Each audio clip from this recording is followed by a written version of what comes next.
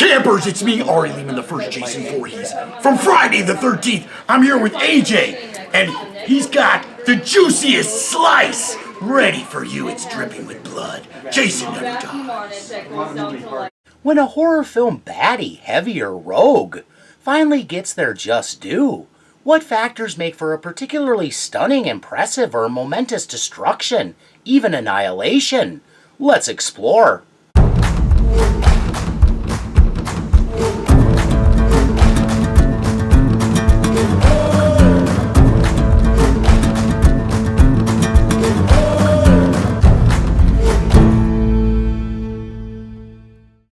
If anything about this engages your interest, please like, subscribe, and share.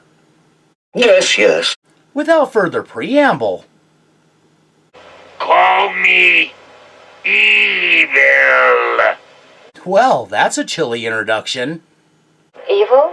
You bad, honey? If she's asking if he's bad, as in a cool hip guy, even he has no illusions. No. Just evil.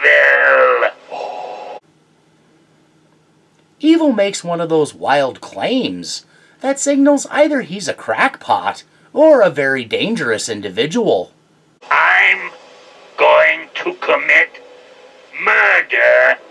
But in truth, he already popped his murder cherry.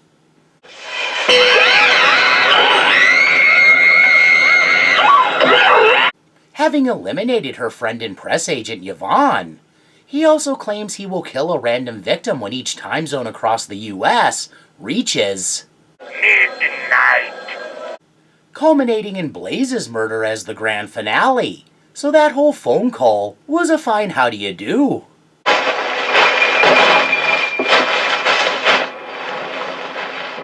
A busy night ahead, he gets right down to business and targets Nurse Marley. Yeah, I always come well equipped. I bet you do. She might be overworked and underappreciated, but is no less up for a good time. Why not boff an attractive stranger on New Year's Eve? How romantic. Evil relieves her of her troubles when he murders her so that he can record the event to share with Blaze. 3, 2, 1. Happy New Year from New York City. No time to dilly-dally. He needs to get back to stalking and selecting his next victim. But first,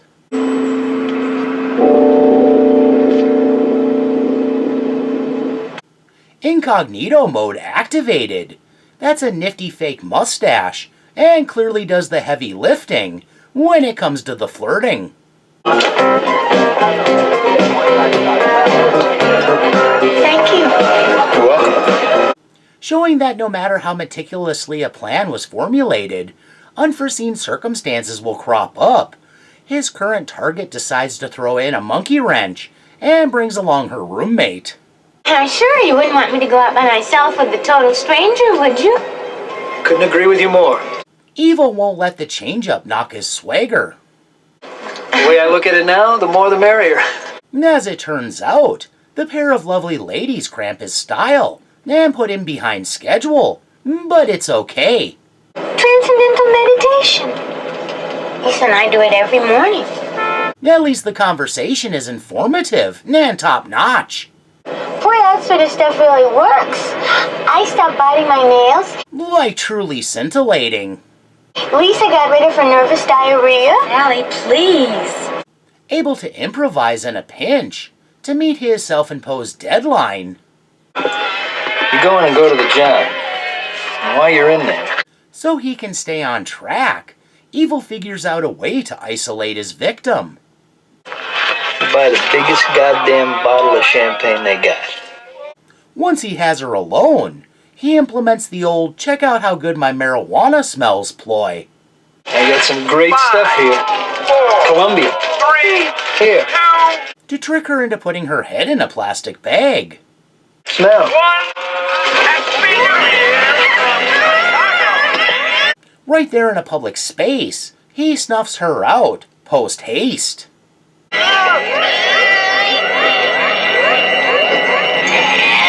There are better ways to make a car rock.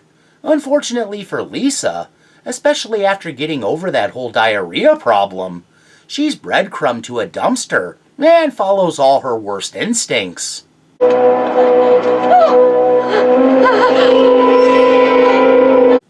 Looks like she has some experience with tugging. Rather than go for help, she decides to open the lid and peek inside.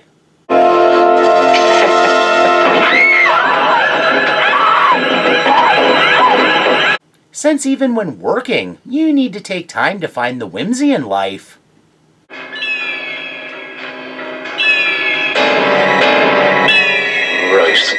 Before moving on, Evil shows his artistic side by setting up a little tour of the dead.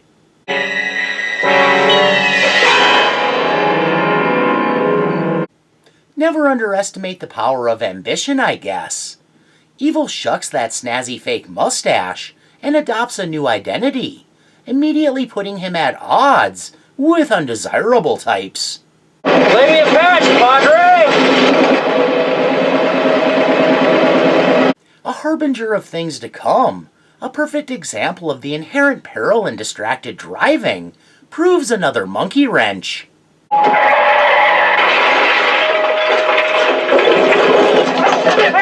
You know what's a time for on-point situational awareness? When in the midst of a murder spree. Forced to flee a biker gang, Evil hides out in the best place he can find on the fly. Leave now, unless your heart can stand shock. Without paying even one entry fee, the bikers raid the drive-in. This necessitates Evil keep improvising. A man of God, not a man of violence. Then he acquires new wheels, and a girl too concerned with buttoning her top to get out when the getting was good.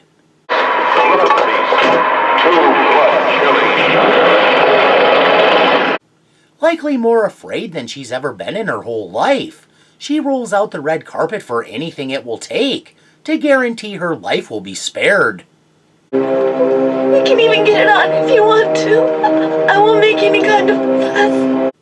Even though his whole mission of destruction thing started out well, at some point his luck turned, and what he needs is someone to take his frustrations out on.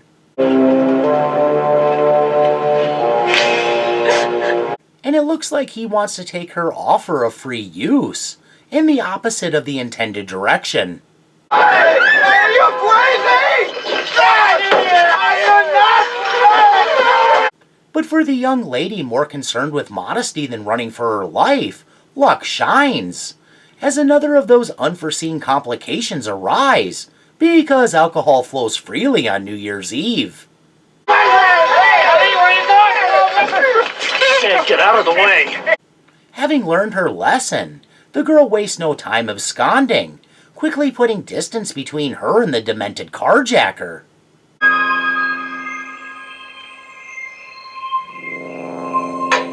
And he's forced to pursue, only to abandon the endeavor when police become wise to his boosted car.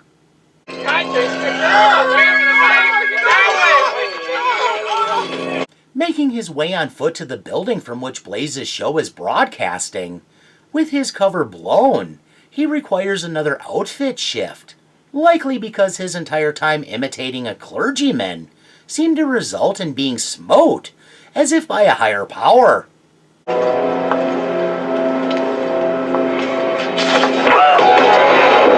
So why not see if impersonating a cop will suit him better?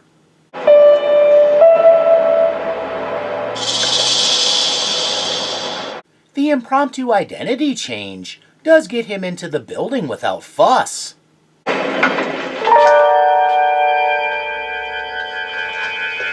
Whoa, Bucko thinks he's a secret agent man. With his methodical scheming undone by his own inclination to wool gather, at least he gets to undergo another costume change.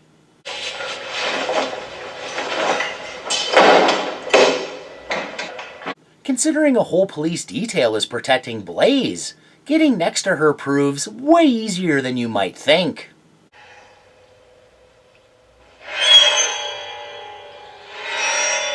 Just like that, Evil is in the sanctuary of her dressing room. Seems a little anticlimactic.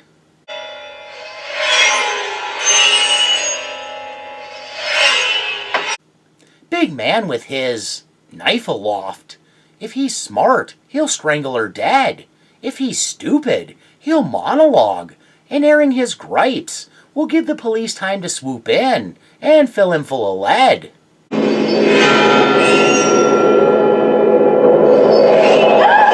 Looks like he's going to dispense with pleasantries and throttle her outright.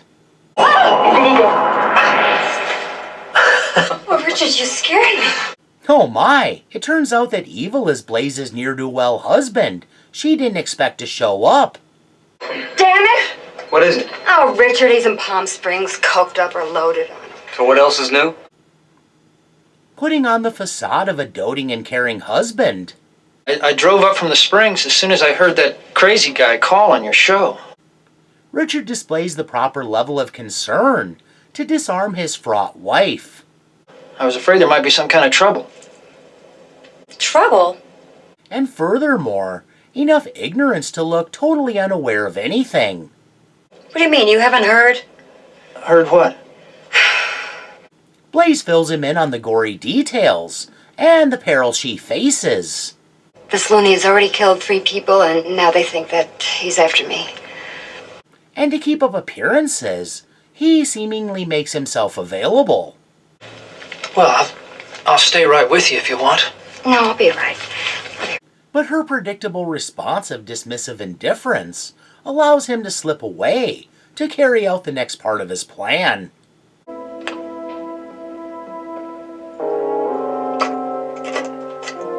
Setting up a live feed in an elevator, whatever Richard has in store for Blaze is going to be a humdinger.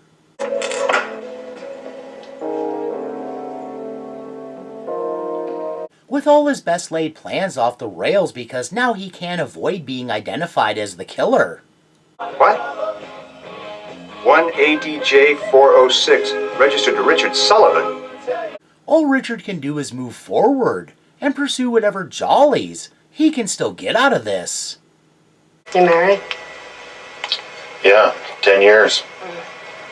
Beginning with watching Blaze and her sentry without their knowledge.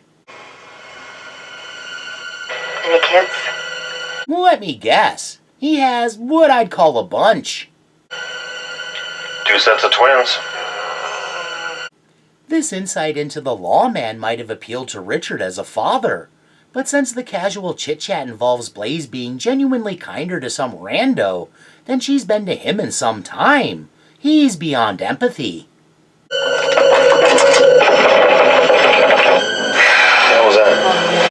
Little known fact, you can totally use a screwdriver to sabotage an elevator into doing whatever you want. Come on, get down the run! A precursor to drop tower dark rides like the Twilight Zone Tower of Terror? You never know.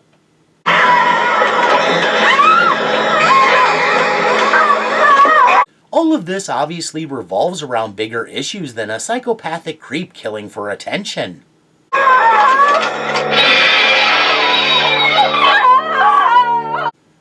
Oh wait, it turns out that's exactly what Richard is doing.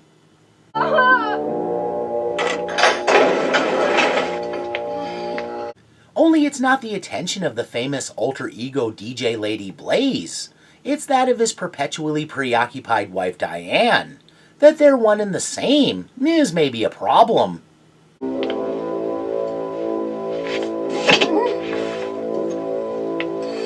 To ensure he and Diane remain uninterrupted, Richard ditches the pesky cop.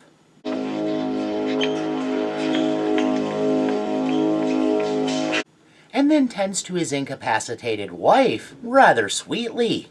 Oh, Richard. What happened? As if he's not the mastermind behind everything. You're really something, aren't you? You're a real trooper. This is all a calculated setup. The show must go on, huh?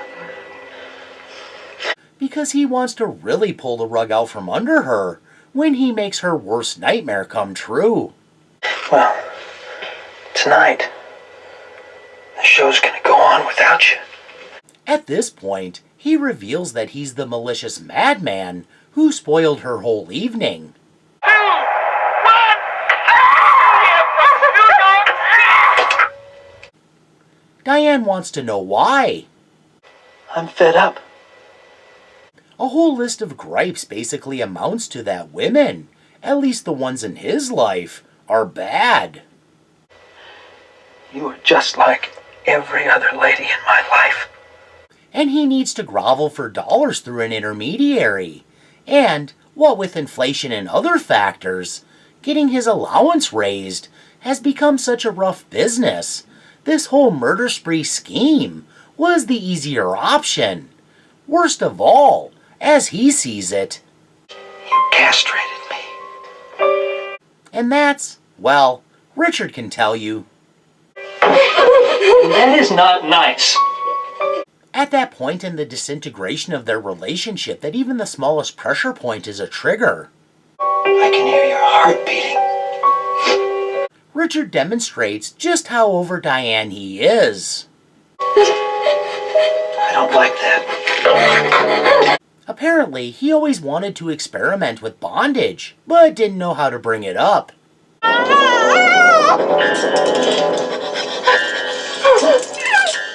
If Diane didn't have a fear of heights, she will now.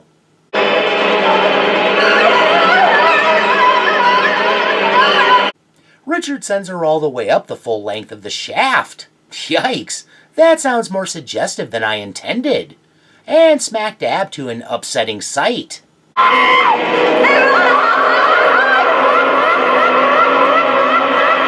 Not a full tour of the dead, but effective nonetheless. Well, what goes up must come down, and Diane learns that the hard way.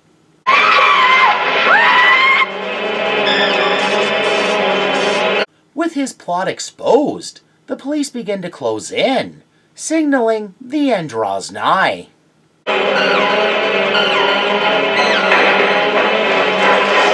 Maybe have a ruse prepared.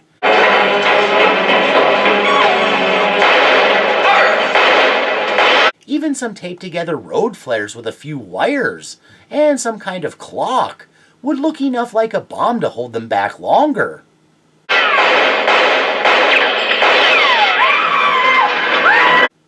But with minimal deterrence, they are able to advance as Diane plummets.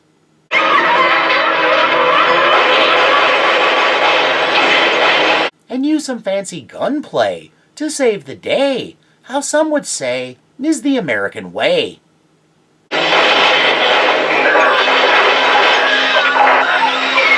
Disabling the elevator and saving the lives of 2 unfortunate riders. Oh, and Diane too.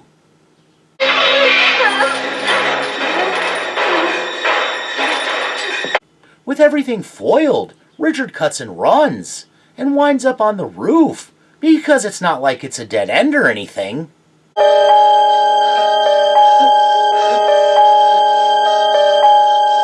Likely taking stock of why things went so colossally wrong.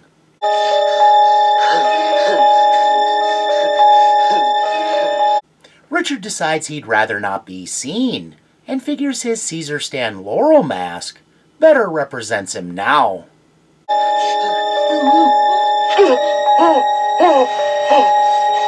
Those best laid plans of his nuked. In a moment of contemplation, Richard maybe recognizes the futility of it all. Freeze! There's no getting away now. No way he can escape answering for his crimes. Put the gun down!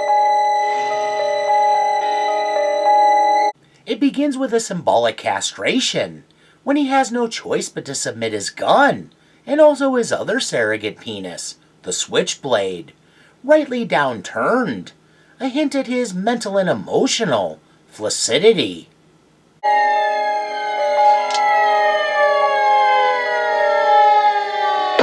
Suffering from a bad case of main character syndrome. To die! To sleep! No more! Richard decides to quote Hamlet, because this is definitely the time to soliloquize. And by a sleep to say we end the heartache and the thousand I'm sure the coppers would have appreciated if this were an aside. natural shocks that flesh is heir to. With zero options that don't result in a formidable period in a cell or a padded room, there's really only one choice for a man so poorly wired. Don't even consider it, you scum. With the void opening before him, Richard leaps, both metaphorically and literally.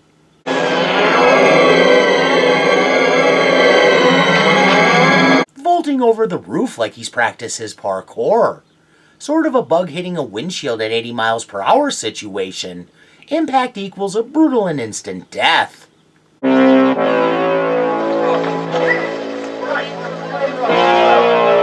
And what about the son who loved him?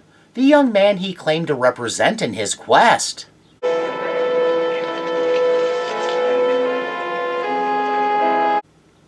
Totally devastated, it's obvious this will go with him for the rest of his days.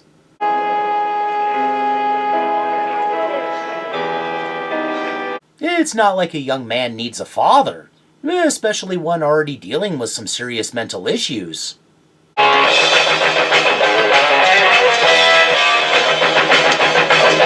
All's well that ends well. I'm sure everything will work itself out. Yeah.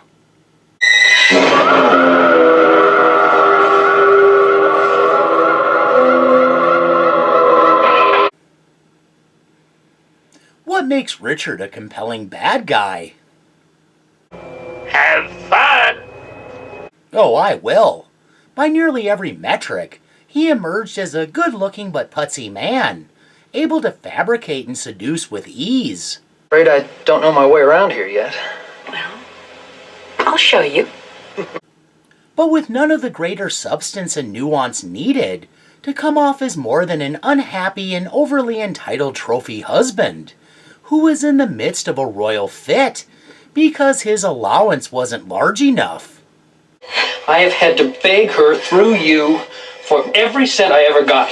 My allowance. Moreover, Richard was a victim of himself, his obvious mental illness, his own insecurity and paranoia, his own lack of ambition, his own willingness to settle into a rut, and his own inability to maintain a solid relationship with the woman he married. It's fascinating that it behooved him more to go on a murder spree than have an honest conversation with his wife, until it was by force. And why? Because. Richard did choose to go out on his own terms, which in a sense made him a martyr. But was his martyrdom truly earned? It would seem not so much. What did his choice indicate? He had incredible control issues, and to assert control, he was willing to lose everything. He refused to be a prisoner or answer for anything he did. He made his big point, his grand gesture, and that was it. He was ready to call it quits.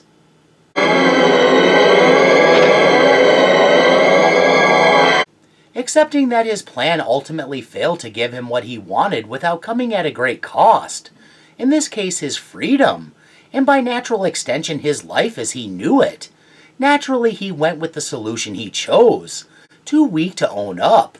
Yeah. This bespoke a lack of honor, because he ultimately didn't believe enough in his actions, his own craziness, to defend what he did, instead recognizing his villainy and irrefutable guilt in the sober way of the reconciled.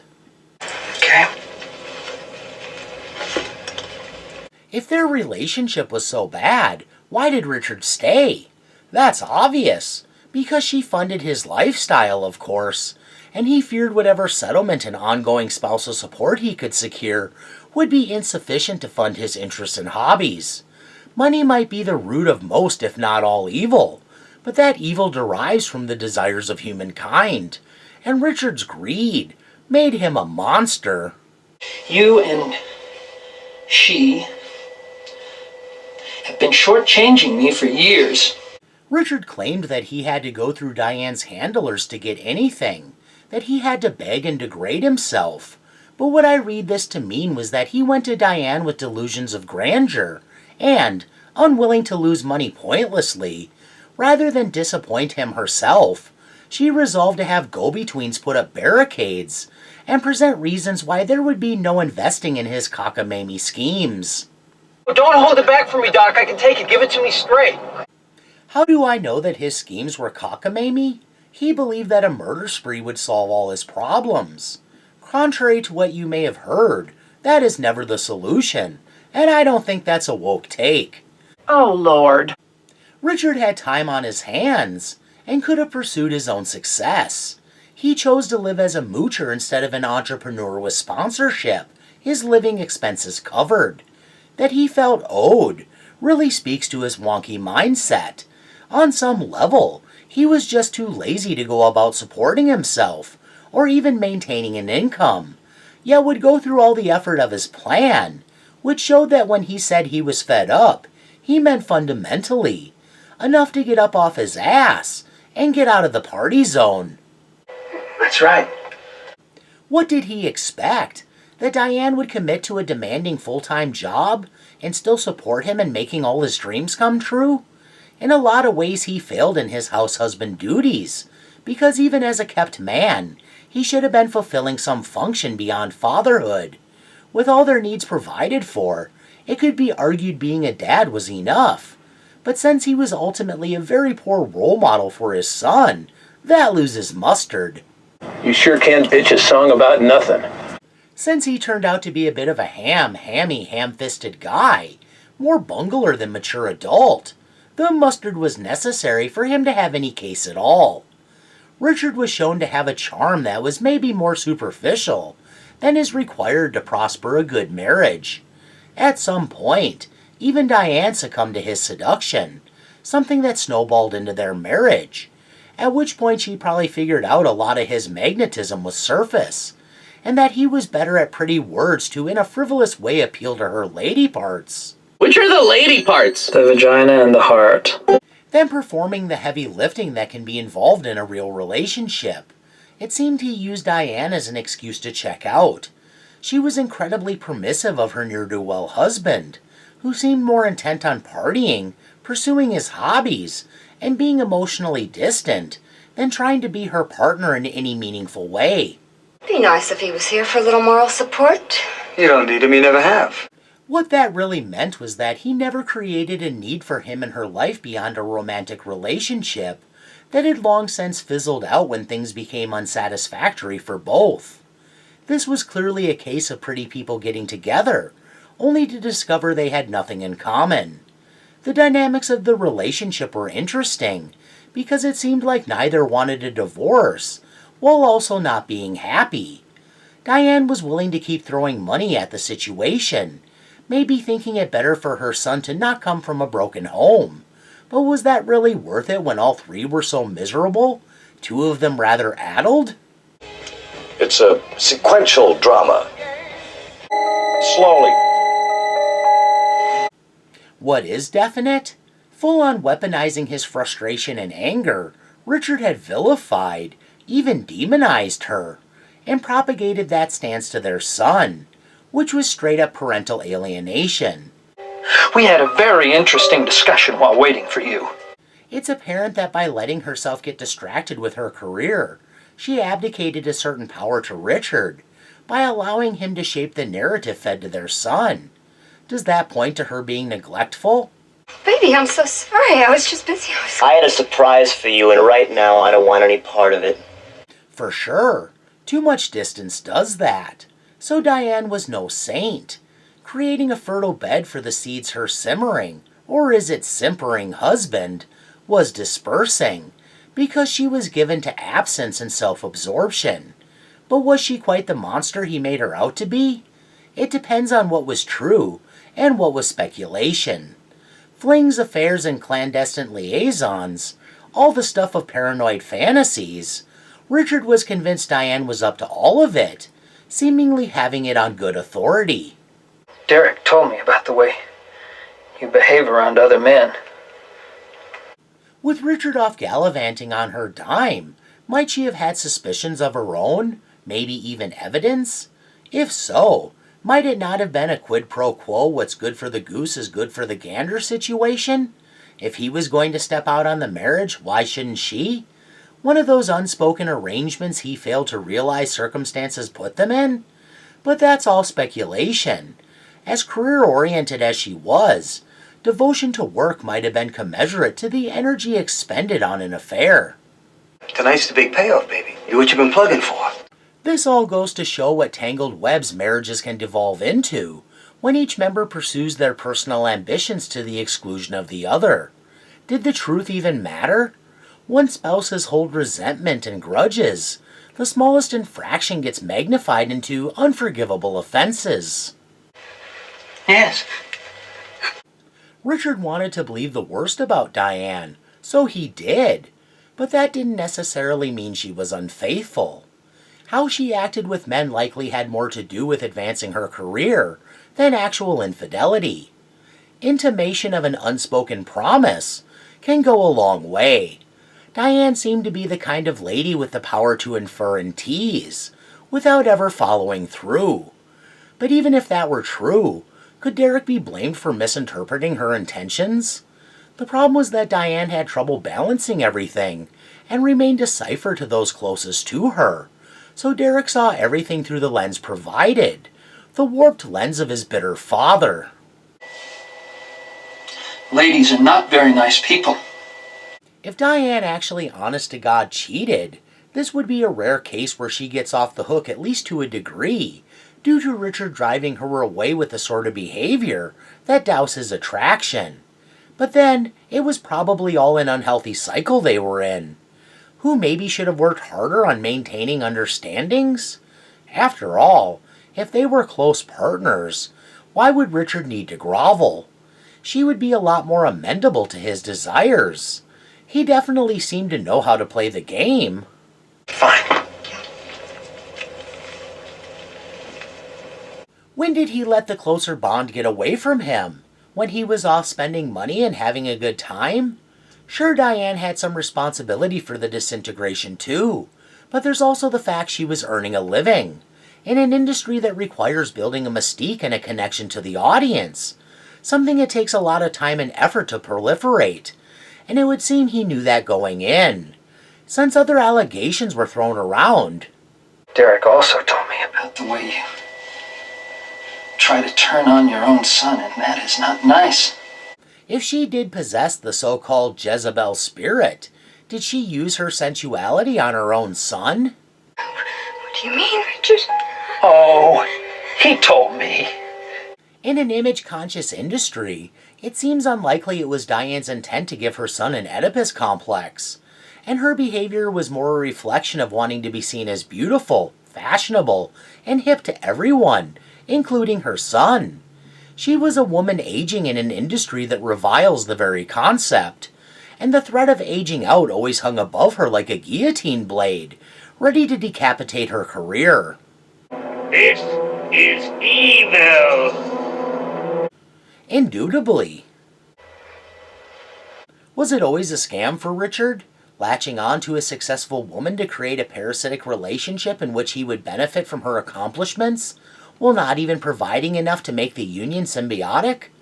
I would say no, that there was a time his feelings for her were genuine. The problem was that they proved mercurial, contingent on control, and evaporated when he failed to hold her attention, and in lieu of that, control her earnings. Oh my God. At any rate, Richard spiraled, showing that even a good-looking charismatic guy can be a loser POS, prone to the worst behavior, and purely to benefit himself, no matter his nobler intentions. And now you're trying to do the same thing with our son, and I will not stand for it. With all this deeper insight, he emerged as a rather non-standard slasher villain, having a face and a voice, so not of the masked mute variety, really separated him during that particular period in the evolution of the subgenre, which would end up with a bevy of loquacious killers, full of quips and one-liners. But at that point, your faceless silent types were still the order of the day, so him creating a situation in which he could air his gripes in a somewhat civil if insulting way really distinguished him and revealed his underlying issues, specifically ones with the ladies. They are manipulative and deceitful. Monologuing was important because the point of everything was to express his middle-age angst, which was the last nail in the coffin of his credibility, because by speaking up, he revealed his own hollowness, failure, and other shortcomings, removing any sympathy he might have drummed up by exposing his deep-seated misogyny. And immoral and very, very selfish. Somehow, all of Pity-Bag Richard's actions were a misguided bid for dignity, which is just sad. Man needs to balance his own accounts. He felt disrespected, but why did he deserve respect? Here's what I want you to do. Perhaps an indication of how much free time he had on his hands. The one way he excelled was in his understanding and utilization of avant-garde technology. In lieu of pursuing a livelihood, evidently he used his time and Diane's resources to become tech-savvy and keep his devices up to date. Bottom line, making him something of a tech aficionado. Instant replay. Miracle of modern technology. Established him as smart in a way many other slasher villains of the period didn't even approach. With that kind of underlying keenness, if he were more emotionally intelligent, he might have pulled off his twisted plan. For a film that didn't make much of a splash, or wind up as well regarded as other slashers, it was prescient, foreseeing technology's increased place in horror films, expanding on the use of phones, live broadcasts, voice changers, and recording evil acts. It also predicted tech's increasing role in day-to-day life, modern media, and even the surveillance state. Today, Richard could tap into existing cameras without needing to provide his own. What? It's true, cameras are everywhere now, but I doubt the inclusion of any of that was an intended nod toward the future. Evil needed a gimmick. That required that he be more than a stalker with a knife. At the time, a unique shtick, that he went out of his way to audio record his victims, and later have a bird's eye view visual of Diane's torment, were sinister quirks.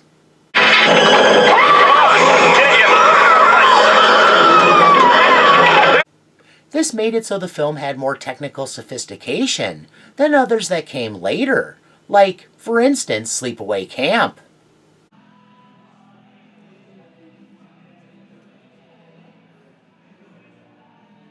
No, I take it back. Apples to oranges. Moving on. Diane had no idea how close she came to the truth when she said, It's my show. I'm not going to let this cutthroat ruin it for me. That's exactly what he wants. But she took for granted how personal it could turn out to be, that the one trying to tank her chances of achieving a higher level of mainstream fame wasn't your typical disgruntled stalker. A woman right in the middle of a cultural shift or standoff. It was easy to blame a run-of-the-mill fanatic peeved off for whatever reason. Credit to Richard.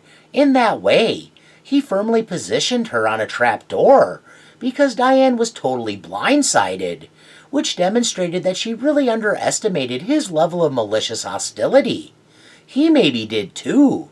Richard killed a lot of innocent people, and would have killed more were he not such a bungler. Please. Please don't hurt me.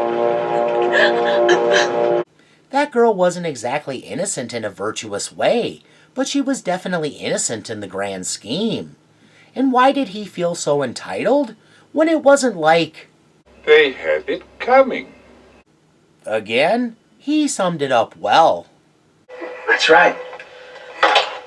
I'm evil. Whether some poor schmuck was part of his plan, or just got in the way, to him, they did have it coming, because his plan was all important. It was meant to offset the mountain of disappointment he had accrued, and it takes a hell of a lot of blasting power to do away with a seemingly endless series of jagged peaks. a surprise for you. What's scary, Richard's feelings weren't alien. There's little worse than feeling brushed off by someone that's supposed to find you important. Right. I really wish you'd find Eric and talk to him. He's very upset. It was almost like Richard gave Diane a shot to surprise him. And when she failed to, it cemented that he had to show her the full extent of his hurt feelings. And I'll see you both after the show, okay? Richard really couldn't handle being dismissed. Despite all the evil he perpetrated, in the end, he really tried, in his backward way, to be a decent father. But like in the case of everything else, blew it. Since he turned out to be the exact wrong kind of springboard, creating a legacy of murder.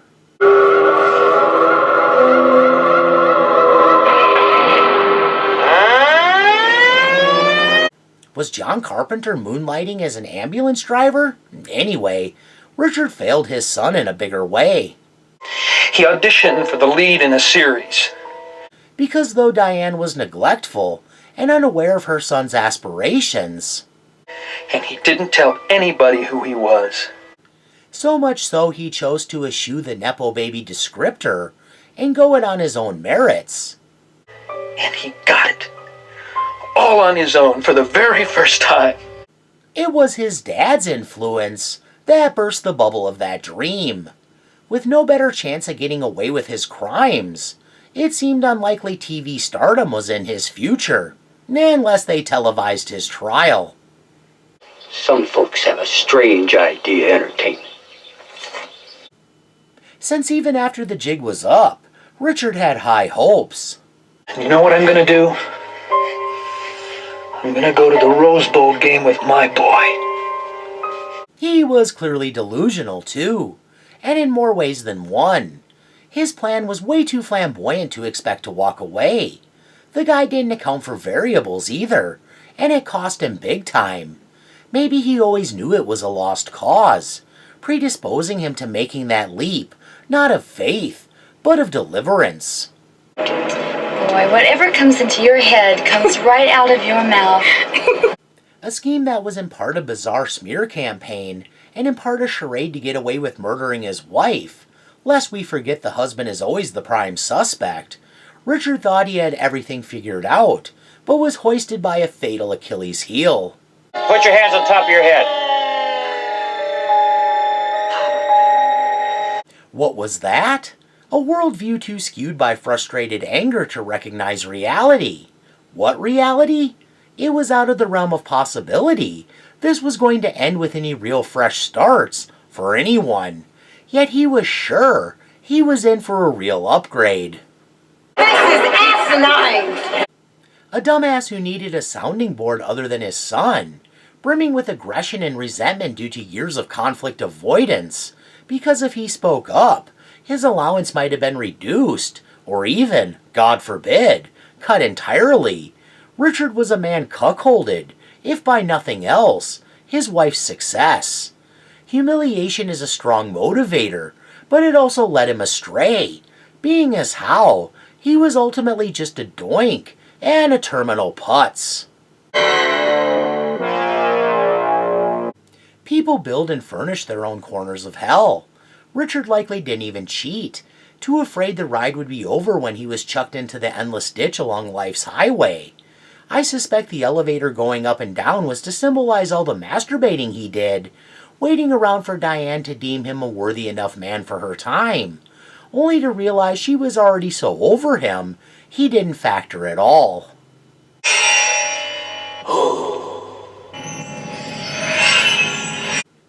Diane wanted someone to mirror her, to match her energy. There's more than one way to quote-unquote wear the pants. He was a trophy husband who wasn't so much of a trophy after all. In the end, he was just a whiny man-child, having a tantrum because he didn't dare man up in his marriage, out of fear his benefactor wife would drop him like a bad habit. Nothing landing the way he intended meant his swan song had to be the ultimate landing, the finale of all finales. Good riddance? Probably. You disgust me, sir, which is difficult to do. Bravo! Such flair for dramatics seemed to define him in the worst way. But hey, it made his outro outstanding, despite it being self-imposed. He was dying to change up his life. Talk about a crash out. A case of terminal tunnel vision? Seems so. Yeah, he really thought he was suffering, and that he could erase history without owning it. Richard believed he was a victim of many things, and became a master of externalizing blame. I'm sure it was everyone else's fault. He had to jump off that building. Can't be too careful these days. Well, I've about reached the end of the rope, so I won't leave you dangling. Thanks for humoring my ramblings. Please share any refutations, opinions, accusations, japes, or other ideas in the comments below. And please join me for whatever I'm up to next time. Bye now! Bye, creepy man! Keep it creepy! He's a weird guy. Goodbye! And Happy New Year. That's the juiciest slice. Yeah, not.